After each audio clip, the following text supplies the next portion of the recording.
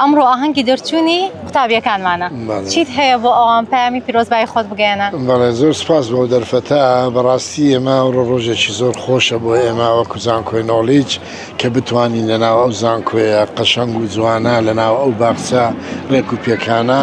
قوتابیانی قۆناغی کۆتایی سەرجەم کۆلیژەکانمان و بەشەکان بتوان لێرە ئەمڕۆ ڕۆژێکی خۆش ببەنە سەر ئەویش کە ڕۆژی گرتنی وێنەی دەرچوونیتیان لەگەڵەوەش هەر یەکە لە ڕاستە خۆی ئاهەنگێکی خەنجیلانەی ئامادە کردووە خۆی و خانەوادە و میوانەکانی ئامادەنا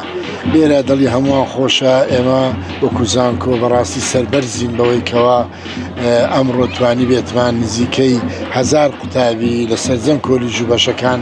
بتوانین پەروەردە بکەین لە 5 ساڵ و 4 ساڵی ڕابردوو هیوادارین حکوومەتی هەرێمی کوردستان لە ئایندە دەرفەت بۆ ئەو دەرچوانە ببینێتەوە و جێگای شایستەیان بۆ بینێتەوە بۆ ئەوەی دەست بە ئیش و کاری خۆیان بکەن و بتوان خزمەتی ئەو کۆمەلگایە بکەن.